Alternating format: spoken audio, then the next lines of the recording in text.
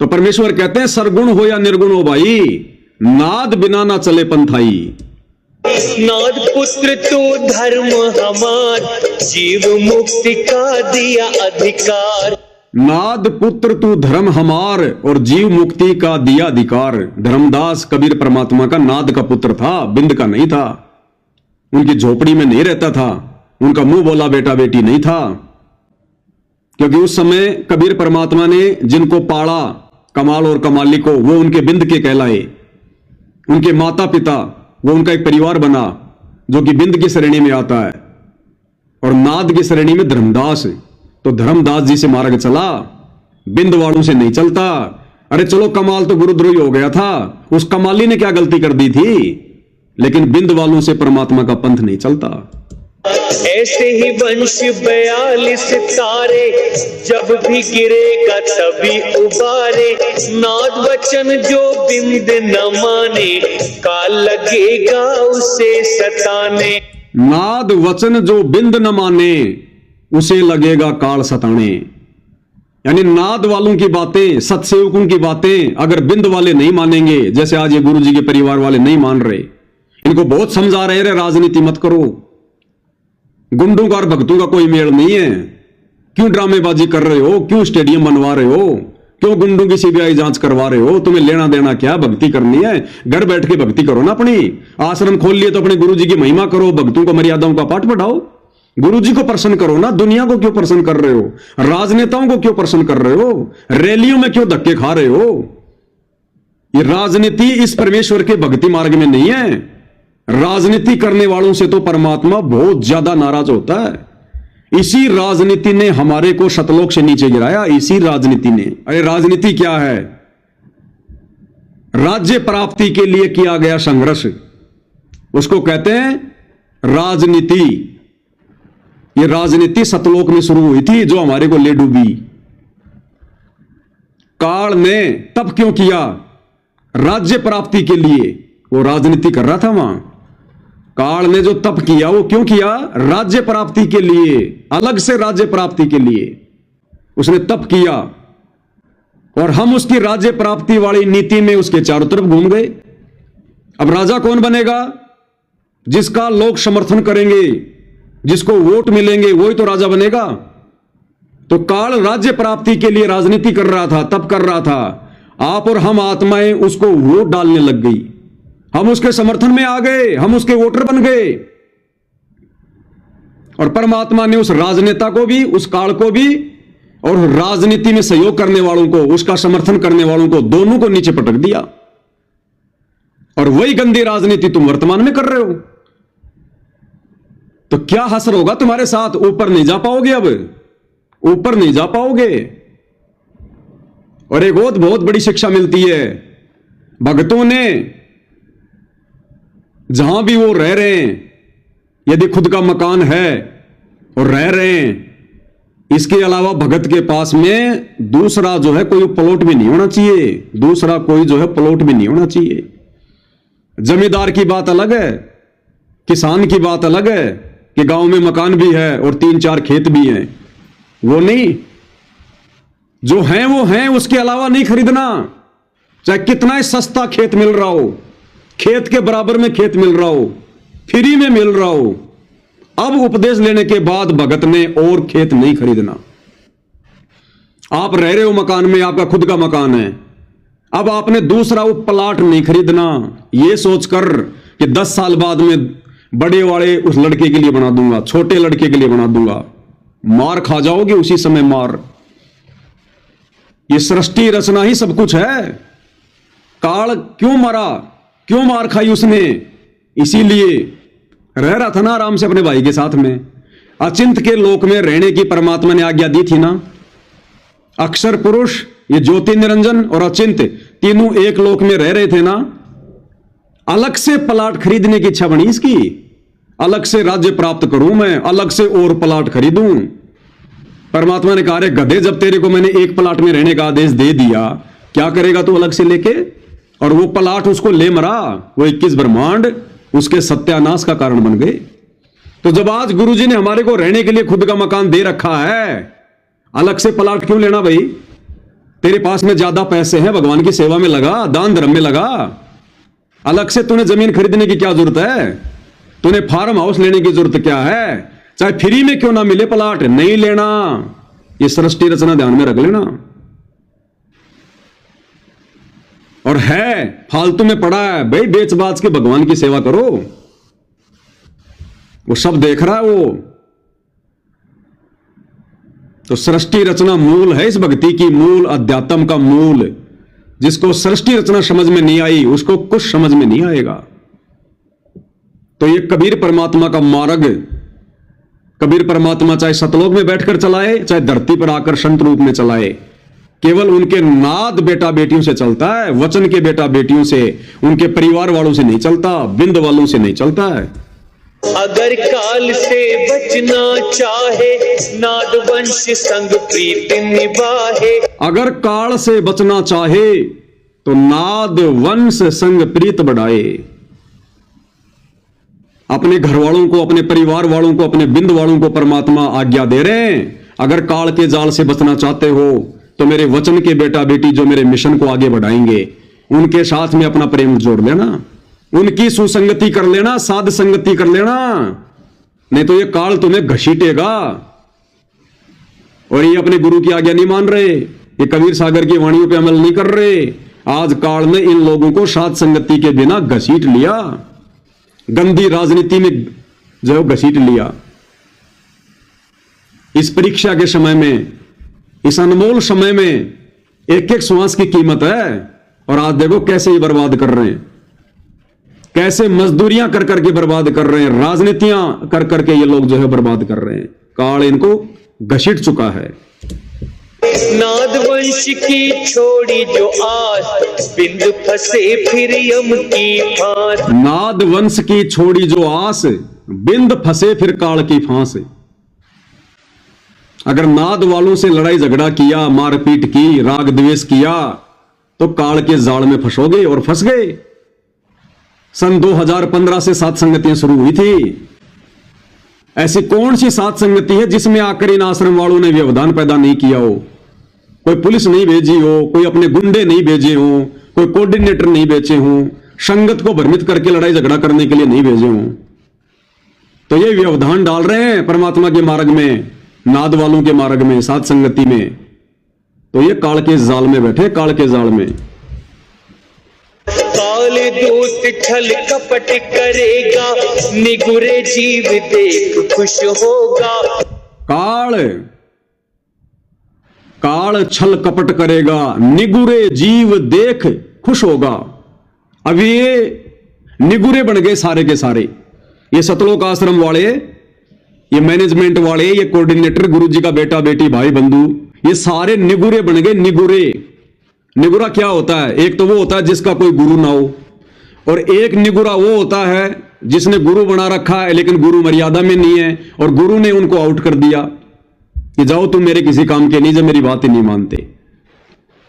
तो इनके उल्टे कुक्रम देखकर हिसार जेल से विशेष संदेशों में गुरुदेव ने इनको कई बार इनको झटका मार रखा है कि जाओ फिर आने की कोई जरूरत नहीं है, जब तुम मेरी बात ही नहीं मानते फिर जाओ, फिर अपनी मनमानी करो। तो वो हो गए निगुरे। अरे गुरु के दिल से उतरे वो शब्द बिहुना होए, उसको काल घसीट ही राख सके ना कोई। तो ये निगुरे की श्रेणी में है वर्तमान में गुरुजी के बेटा बेटी भाई बंधु रिश्तेदार, ये मैनेजमेंट है, ये निगुरे हैं। तो इनको देखकर काल बड़ा खुश हो रहा है कि वाह पुत्रो वाह, तुम तो मेरा वाला काम कर रहे हो। नाम उपदेश तो लिया था परमात्मा का काम करने के लिए, और काम कर रहे हो आज तुम मेरा। अरे राजनीति तो मेरा काम है, ये भगवान का काम थोड़ी है राजनीति करना। बंदी छोड़ तो राजनीति को पसंद ही नहीं करते। तो ये सारे के सारे निगुरे हैं, निगुरे। काल इनको देखकर बड़ा खुश हो रहा है, भोजन को देखकर। वे ही काल के मुख में पड़ेंगे, नाद वंश का हित न करेंगे। वे ही काल के मुख में पड़ेंगे, नाद वंश का हित न करेंगे। जो सत्सेवकों के बारे में, गुरुदेव भगवान के नाद के बेटा बेटियों के बारे में मर्यादा में रहकर गुरु को परमात्मा मानने वाली आत्माओं के विषय में जो अच्छा नहीं सोचेंगे, वो काल के जाल में फंसेंगे। तो ये लोग भाई और बहनों, ये अच्छा सोचना तो कोसों दूर की बात है। ये तो उल्टा मार पिटाई कर रहे हैं, मुकदमे कर रहे हैं, जेल भिजवा रहे हैं। झूठे मुकदमे, इनको तो भगवान का भी डर नहीं है, अपना खुद का भविष्य तो इनको कहां दिखाई देगा। और ये कबीर सागर क्यों लिखा गया? ये वर्तमान समय के लिए, इस कलयुग की बिचली पीढ़ी के लिए लिखवाया भगवान ने कि काल सारा खेल इसी समय खेलेगा और ऐसे ऐसे तुम्हारे को फंसाएगा। और फिर भी तुम नहीं सुने, तुमने सत्संग। तभी तो तुमको राह समझाई, सबको तुम देना चेताई। तब तो तुमको राह समझाई, तुम सबको देना चेताई। कि धर्मदास मैं तेरे को इसीलिए समझा रहा हूं, ये कबीर सागर लिखवा रहा हूं कि तू सबको बता देना, सबको समझा देना ये बातें कि इस परमात्मा का मार्ग उनके नाद बेटा बेटियों से चलता है, नाद के शिष्यों से, बिंद वालों से नहीं चलता, परिवार वालों से नहीं चलता। नाद वंश को जो जानेगा, वचन वंश वही पहचानेगा। नाद वंश को जो जानेगा, वचन वंश वही पहचानेगा। कि परमात्मा का जो मार्ग है उनके वचन के बेटा बेटियों से चलता है। और ये साध संगति है, नाद वंश, वचन वंश, जिससे परमात्मा ने बरवाला कांड के बाद अपना ये मार्ग आगे बढ़ा रखा है। सत्य शब्द जो समझा होगा, यम आकर उसे ना रोकेगा। सत्य शब्द जो समझा होगा, यम आकर उसे ना रोकेगा। अब सत्य शब्द को किसने समझा भाई? अरे ये सार नाम सार शब्द दे दिया तुमने भक्तों को आलू टमाटर की तरह। ओम सोहम सत्य कबीरा, ये सार शब्द है। ओम सोहम सत्य कबीरा, ये नहीं है वो सत शब्द। सत्य शब्द जो समझेगा, यम आकर उसे ना रोकेगा। अरे तुम्हें तो रोक रहा है काल, तुम्हें तो रोक के बैठा काल, जाने नहीं दे रहा आगे भक्ति मार्ग पर। राजनीति के माध्यम से तुम्हारे को रोक दिया काल ने, गुंडों की सीबीआई जांच का समर्थन करवा के काल ने तुम्हारे को रोक दिया। दुनिया भर का झूठा भाईचारा निभाने के चक्कर में तुमने जाटों की धर्मशाला बनवा दी, 1 करोड़ रुपए भक्तों को बर्बाद करवा दिया। काल ने रोक दिया भक्ति मार्ग पर आगे बढ़ने से, क्योंकि जिस दिन गुरु वचन टूटा, मर्यादा टूटी, उसी दिन तुम रुक गए। स्टेडियम बनवा दिया तुमने, गुरु मना कर रहा है गेम नहीं खेलना, मोबाइल में भी नहीं खेलना, हमारी श्वासें बर्बाद होती है, आदमी ज्यादा तेज दौड़ता है, कितनी श्वासें निकलती हैं, और तुमने स्टेडियम बनवा दिया तो काल ने तुम्हें रोक दिया। तो काल ऐसे रोकेगा, हाथ खड़ा करके नहीं रोकेगा रुक जाओ मैं काल हूं, ऐसे रोकेगा सूक्ष्म चाल चल के, मर्यादा तोड़वा के, कुकर्म करवा के। तो मालिक कहते हैं सत्य शब्द जो समझा होगा, यम आकर ना उसे रोकेगा। तो सत्य शब्द को तो सत्सेवकों ने समझा है। सत्य शब्द यानी सतगुरु। अरे जब जब भूल पड़े, पुस्तक बहुत पढ़ते हो तुम, गुरुजी ने कहा कि इसका मासिक पाठ करो, महीने में 1 बार पढ़नी है। उसमें पेज नंबर उसमें 55 पर क्या लिखा है सार शब्द के बारे में? यो सार शब्द सतगुरु कबीर है, यो सार शब्द सतगुरु कबीर है। तो सत्य शब्द क्या है? सतगुरु कबीर। अब सतगुरु कबीर कौन है? वर्तमान में सतगुरु रामपाल जी ही कबीर हैं। आपका गुरु ही है वो सत्य शब्द। हम हैं शब्द, शब्द हम माही, हमसे भिन्न और कछु नहीं। शब्द रूप ही तो है परमात्मा का। शब्द निवास आकाशवाणी, यो सतगुरु का रूप है।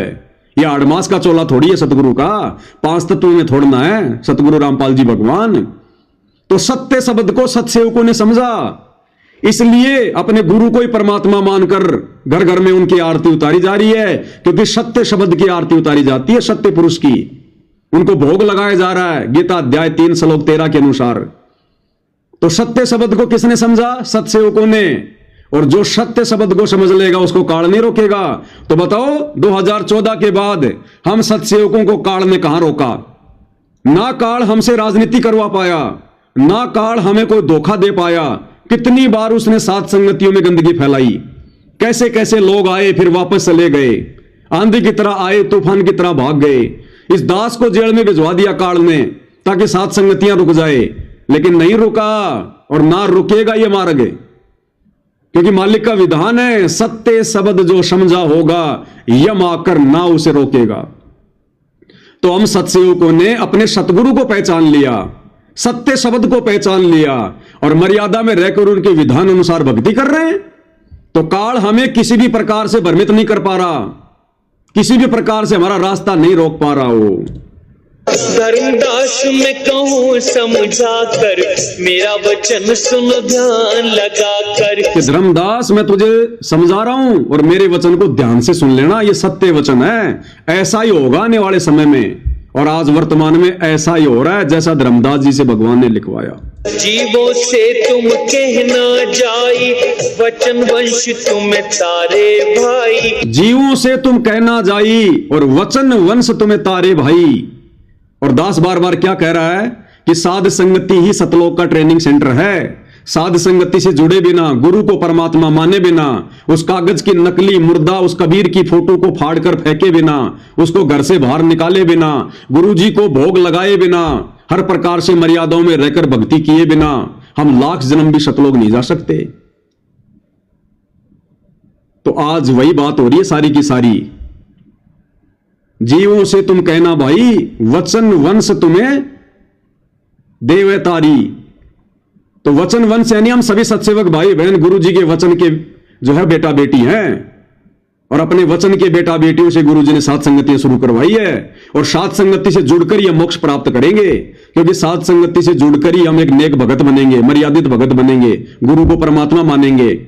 बताओ साथ संगति के अलावा कौन है जो अपने गुरु को परमात्मा मान रहा है? एक भी नहीं है, एक भी संसार में है तो कोई बता दो, सीना ठोक के कह दो कि हम मानते हैं जो है मतलब सतगुरु रामपाल जी को परमात्मा। एक भी नहीं है। जुबान से कहने वाले लाख मिल जाएंगे, दिल से और ज्ञान आधार से मानने वाले साथ संगत के अलावा कोई नहीं है। वो कहेंगे हम मानते हैं गुरु जी को परमात्मा, फिर जून के महीने में फिर क्यों फिर उस कागज के टुकड़े का फिर तुम कबीर प्रगट दिवस मना रहे हो? अगर गुरु को कबीर मान लिया तो जून के महीने में दाढ़ी मूछ वाली मुर्दा फोटो को कबीर मान के भोग क्यों लगा रहे हो? अपने अपने घरों में दाढ़ी मूछ वाली फोटो क्यों भाई? गरीबदास जी का बोध दिवस क्यों मना रहे हो फिर तुम? अगर अपने गुरु को ही तुमने सब कुछ मान लिया तो बताइए। कोई जवाब नहीं इनके पास में। इसलिए साध संगति ही वो वचन वंश है जिससे जुड़कर आत्माओं का कल्याण होगा, दूसरा कोई रास्ता नहीं है। वचन वंश जो नाद न छोड़े, सदा ही प्रीत नाद संग जोड़े। बिंद वालों को सलाह दे रहे हैं कि नाद वालों के संपर्क में रहना, सत्सेवकों के संपर्क में रहना, नहीं तो मनमानियां करोगे, काल तुम्हारे सिर पर बैठकर तुम्हारी मर्यादा तोड़वाएगा। और आज देख लो साध संगति के अभाव में, सत्सेवकों से ना जुड़ने के कारण आज देख लो क्या दुर्गति हो रही है आश्रम वालों की। अभी तो ये तुम्हें कमल के फूल की तरह खिले हुए दिखाई दे रहे हैं, और जिस दिन इनकी बैटरी डिस्चार्ज होगी भाई और बहनों, इनकी दुर्गति देखना आप लोग फिर। नादोत जो पक्ष करेगा तो दुख में पड़ेगा। नाद वंश जो पक्ष करेगा और पक्ष करेगा तो दुख में पड़ेगा। फिर नाद वालों के लिए, आप और हम सत्सेवकों के लिए परमात्मा चेतावनी दे रहे हैं कि नाद वंश जो पक्ष करेगा और पक्ष करेगा तो दुख में पड़ेगा। सत्सेवकों ने अगर कोई पक्षपात किया किसी भी प्रकार का, किसी की गलती को अगर छुपाया, कोई भी भेदभाव किया, तो काल के जाल में पड़ोगे फिर तुम भी, क्योंकि परमात्मा का विधान सबके ऊपर समान रूप से लागू है। इसलिए साथ संगति में कोई जरा सी भी हरकत करता है, तुरंत दास लाइव आके बताता है, तुरंत। मनोज दास मेरे बहुत साथ में रहता है, लेकिन उसने भी छोटी सी गलती हुई, उससे अनजाने की गलती, आगरा गया तो वो जो हमल की बिना बहन से मिलके नहीं आया, जिस कारण से उसकी आत्मा को ठेस पहुंची। दास ने लाइव आकर उसकी गलती सार्वजनिक की। तो यहां पर भाई और बहनों पक्षपात नहीं चलता बिल्कुल भी। मैं पवन दास भी कोई गलती करता हूं, कान पकड़ के सबके सामने माफी मांगता हूं, क्योंकि नाद वंश है, वचन वंश है ये साथ संगति, और इसमें भगवान का विधान है, नाद वंश जो पक्ष करेगा, अगर वो पक्ष करेगा तो दुख में पड़ेगा। तो ये गलती हम नहीं कर सकते। और यहां देख लो, इन आश्रमों में देख लो, पक्षपात ही पक्षपात है और कुछ है ही नहीं। न्याय नाम की कोई चीज नहीं है। आम भगत बेचारा छोटी सी गलती कर दे तो पीला पर्चा, और बसंत सैनी जैसे लोग भगतों को सरेआम रोड पर पटक कर मार रहे हैं, उनके नाम का आज तक कोई पीला पर्चा नहीं। एक शब्द तक नहीं बोला, ना गुरुजी का बेटा ना गुरुजी की बेटी, कि इसने क्या किया। यह है पक्षपात। डरते हैं आपस में, इनकी कमजोर नस एक दूसरे ने पकड़ रखी है, इनकी गलतियां ये अच्छे से जानते हैं, इसलिए डरते हैं सच बताने से। बहुत प्रकार से तुम समझाए, जो समझे वो दुख ना पाए। बहुत प्रकार से तुम समझाए, जो समझे वो दुख ना पाए। तो भाई और बहनों, ये सौभाग्य कि हम सत्सेवक भाई बहनों ने समझ लिया, सतगुरुदेव भगवान ने समझा दिया आशीर्वाद देकर हमारे कोई पिछले पुण्य, कोई पिछले संस्कार, कोई भक्ति युगों युगों की जो जमा हो रही थी, उसके प्रतिफल में। इसलिए भाई और बहनों, इस भक्ति मार्ग पर यदि हमने सफल होना है तो हर प्रकार से हमने गुरुदेव के प्रत्येक वचन पे चलना पड़ेगा। वचन पर अगर सत्य मिशन से जुड़े हो तो सच कहना पड़ेगा। सच कहने के लिए फिर चाहे कितनी बड़ी कीमत क्यों ना चुकानी पड़े। फिर अगर आप डर गए कि मेरा धंधा बंद हो जाएगा, मेरे परिवार पे आपत्ति आ जाएगी, मुझ पवन दास का कोई परिवार नहीं है क्या? तुम लोगों से तो बड़ा परिवार है। हर महीने मेरे को मकान चेंज करने पड़ते हैं, पता है भैया, ये समय ऐसा ही चल रहा है, करना पड़ेगा। भक्ति भी नहीं छोड़ सकते, सच कहना भी नहीं छोड़ सकते, और झूठों का सामना करना भी नहीं छोड़ सकते, सच को डंके की चोट पर बोलना भी नहीं छोड़ सकते, और मुसीबतें भी झेलेंगे भाई। सतगुरु ने हिम्मत दी है अगर सच कहने की, तो मुसीबत झेलने की हिम्मत भी वही देगा।